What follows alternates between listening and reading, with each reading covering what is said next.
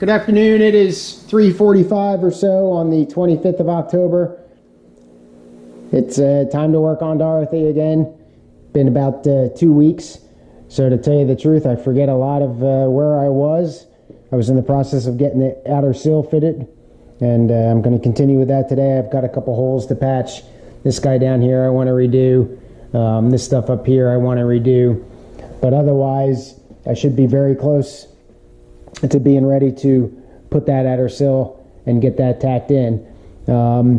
Unfortunately, we had to rearrange the garage a little bit when I brought the Honda over here, so I need to clean that up and get the motorcycle out of there, and hopefully I won't hurt myself moving that by myself.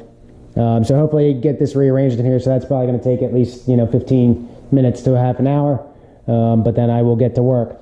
Also, I got a Neiko, I'm not sure how you say that, hole punch for replacement of my Harbor Freight hole punch and stepper tool that gave up working for me. So I think I might do a quick kind of little unboxing and application of this thing, see how this thing works, and let you know. I got that from Amazon. I'll put a link in the description. But otherwise, that's on the plan for this evening, and we'll see how it goes. All right, I think I got the sill essentially prepped and ready to start tacking in.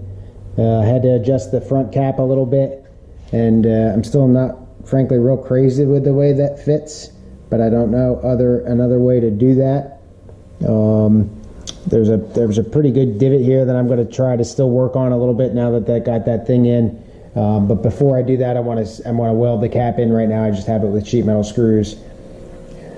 So that'll be the first part. I'll get the sill back off here, get that front cap welded in, and then kind of form a little bit again from there. I have a little screw cut into there. I think I had some warpage on the part that I replaced here on the upper part of the A-post.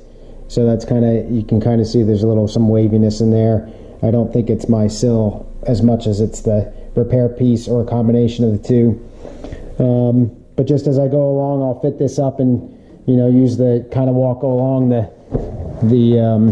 vice grips as I go. A little bit gap back there, essentially what I was looking at when the piece came off the first time, and the transition piece here, still need to clean that up, but still fits up real well. It's not fitting flush because there's metal on the back of that I got to take care of still, so I'll get that cleaned up also. So I'm going to get the sill off, get the cap welded in, and then go from there. All right, it's 6:27 or so. Getting ready for the final prep on the outer sill. I've punched all the holes in them. Lots of holes. There's got to be, 75, 100 holes there. The hole punch thing that I bought, that I showed you at the beginning of the video, is working pretty well. I haven't noticed any the dulling of the tip or anything. There's a bunch of little dots all over the floor right now. So I'm going to try to get the sill in. I'm going to paint it a little bit to add a little bit more weld-through primer. So while I'm waiting for that to dry, which only takes a couple minutes, but while I'm waiting for that, I'm going to go ahead and prep a little bit of that transition piece and clean that up to make sure that that's going to fit. But hopefully here in a little bit, I'll have the outer sill on the passenger side at least tacked in. All right, it's about 7:40, and I've got the final fit on the sill, outer sill. So I did put the door up. The hinges on that door are horrible. I didn't feel like swapping out for the new used hinges that I bought. Just suffice it to say that the hinges kept allowing the door to fall, but it was close enough for me to be able to tell that it was going to work. So one of the things I did kind of learn is, if you remember in a previous post, I kind of mentioned that this edge here was kind of sprung up a little bit, and I did flatten that out. I kind of had to undo a little bit of that because the door was smacking into this edge here, and you can see how it's still a little bit high, but I did lower down here. I had to drill new holes down here with the drill press, because that punch doesn't have you have to have a minimum height there, and the punch doesn't go into the neck very well. I can't press it all the way that far in because of its design. So, but got the door set as well as I could, and it seemed to be good. So you can tell there's a little bit of difference in height there, but not too much. At least nothing that I can't bang down with a hammer, I'll tell you that. The transition piece here fits just fine. There's a little bit of difference between the new A-post lower piece. Get this set up here yet. So I'm using the original holes. If you can see here that I drilled out, you can see that they kind of still go through. But you can see here that the transition piece doesn't fit completely down. Right there specifically, you can see how it's kind of only halfway through that hole, and I believe that's just the design of the new lower A post. But again, you know, there's got some flattening and hammering that I got to do on this guy before that's ready to get welded in, of course. So maybe that'll flatten out. But I decided not to go with a new piece there. But everything else is looking good. Still have some problems going on up here with that gap. So essentially what I'm going to do is I'm going to get this thing welded in and then go from there. I don't believe I'm going to regret that, but no matter what I would do here, it wouldn't come in flat. The whole thing would turn, and I actually even started to cut it right up in here. I started to split, so I stopped trying to bend just this end, excuse me, and I'll try it once it gets welded in pretty well. The whole sill, that is. I'll try to get that pounded in again. So yeah, so that's it. So I'm going to go and start tacking this guy in a little bit. I do have some gap in here. What I'm going to try to do is I'll start from the back here where there is no gap and get that tacked in, and slowly make my way forward, banging on the inside and kind of banging out here and trying to get as flat as possible.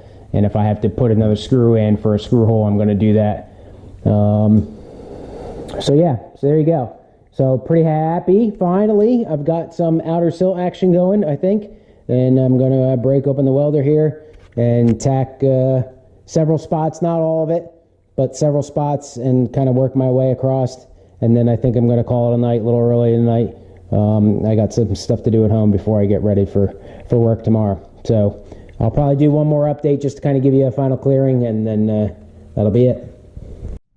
All right, 8:10, done for the evening. Did get the sill tacked in. Was having problems with penetrations on my plug welds. You can see here there's 4 plug welds. 3 of them look like, very like drops of water, and then the other one's relatively flat. I'll give you your 3 guesses which one is penetrated, and the first couple don't count. So the one to the far right there is penetrated. So I ran into that problem throughout. I've been having that problem lately with the welder, or the welder as in the person welding, not the welder as in the machine, obviously. So I've got to figure that out. But it's in there, good enough. I still have to get any of this top portion in. I didn't get that in because I got to hammer that a little bit. Got to hammer this a little bit, and I've got to flush this up, the cap, front end cap, a little bit. But I did get the door fit up before I did this, and it hopefully didn't move. But the door's fitment seems to be fine. So I'll figure out the welder and then go to town getting this welded back in. Get the transition piece in here, get that welded in, and then it'll be time to move back over to the driver's side, get that taken care of, and then on to the boot. So a lot of work still yet to do, obviously, but I'm trying to make some progress. So please subscribe if you like the videos. I've started slowly rolling out my engine rebuild videos, doing voiceovers with those. I apologize for the quality of the voiceover. It's not that great, but I'm trying to speed up the videos to keep them relatively short and spread it out a little bit. But please subscribe, like the video if you like, and don't forget about the website, www.roundtailrestoration.com. Not a whole lot of activity on there lately, but I've done a couple updates. So that's all I got. Have a good evening. Cheers.